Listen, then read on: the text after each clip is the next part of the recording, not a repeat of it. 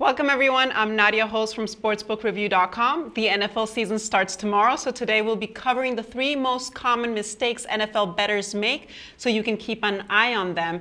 You can also join our conversation using hashtag SBRNatia. With us today is professional handicapper Dave Golikoff. Dave, welcome to the show. Hey, thanks for having me. Sure, it's always a pleasure. So Dave, the NFL is one of the hardest sports to handicap, but if you know what you're doing, you can also make a lot of profit. That said, what would you say are the most common mistakes bettors make so we can have a look at that? Well, I think there's a ton of mistakes that bettors make. I mean, being too emotional, doubling up after big losses, betting with their heart instead of their head, betting on their favorite team. There's a number of them, but I think as we go into the season, I think a couple of them that I would like to highlight is the fact that the NFL is truly a league where anything can happen. And what I mean by that is teams can go from really bad to really good and back very quickly. So the first thing I would say is don't assume anything from last year. At this point of the season last year, at this time, we were talking about the Houston Texans and Atlanta Falcons as being a Super Bowl matchup. That was 2 popular picks to win the AFC and the NFC. Those teams combined for 6 wins last year. So be very careful. We know that teams like Kansas City went from 2-14 to 11-5. Atlanta went from 13-3 to 4-12. Houston, I think also 13-3 to about 2-14. So teams go from bad to good and back very quickly. This is the time of year where you have to do your homework. Don't assume that anybody but the Cleveland Browns will be bad. Of course, the Browns have been bad for a long time, but still, any team can turn it around. Any team can go from good to bad, and any team can go from bad to good if they've had a pretty good offseason. So that's one thing that I would definitely say to keep an eye out for. Excellent. What else should they keep in mind? Well, you take a look at coaching. I think that's a big thing. Coaches and quarterbacks actually would be 2 that I would highlight. This is a quarterback league. Take a look at the quarterbacks that made the playoffs last year.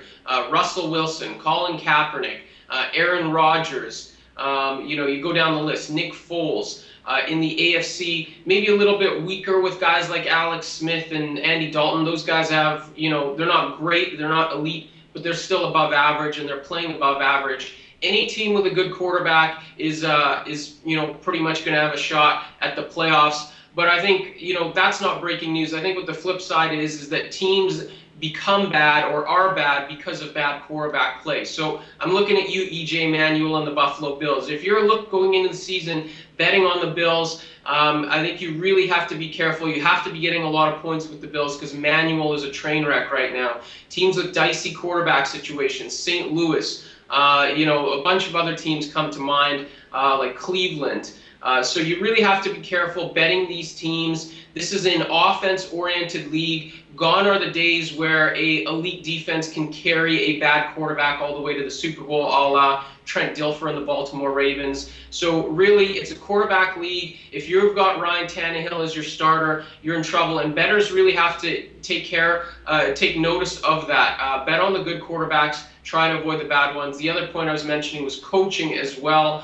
Coaching is very similar to quarterbacks. Trust the Bill Belichicks of the world, the Mike Tomlins, Andy Reid. These guys have proven track records. Guys like Jim Schwartz, guys that come in for a year and then flame out. You got to be really careful with these guys. New coaches, we're not really certain of whether the team responds to these guys yet and what their style is. Be very careful with those guys and put more faith and more money into the guys that have a track record of delivery. So if you're a bettor, don't write off teams just because they were bad the year before. You also mentioned to watch out on the quarterbacks. Make sure you trust the quarterbacks, since it's no surprise they're the ones that lead the team. And then last but not least, the coaches, right? Yeah, absolutely. Those all sound good. Okay, excellent. And I wanted to ask you before I let you go, what team are you rooting for this season? Well, it's interesting. Everyone always asks me that. I'm not a fan of any one team. I kind of like taking teams that are under the radar, sort of in different tiers. I kind of like the Jacksonville Jaguars, not to, light the world on fire. I don't think they make the playoffs, but I think they're actually the 2nd best team in the AFC South. I like the Chicago Bears. I think that they have potential to win that division. Not sure that they're quite a Super Bowl contender, but I wouldn't be surprised if they go toe-to-toe the entire way with the Packers. those are a couple of teams that I'm quote-unquote cheering for. And then, of course, I should add my season-long bet, which I just punched in, is Buffalo Bills not to make the playoffs at -550. I know the juice sounds high, but 18% return on your money in 6 months. I think the Bills are definitely not going to the playoffs. So that's my one season-long bet for this year. Sounds good. Well, I'm really excited for tomorrow's season to begin. Dave, thank you so much for being with us today, and I hope you have a great rest of the day. All right, we'll talk to you. Talk to you soon. For sportsbookreview.com, this is Nadia Holtz.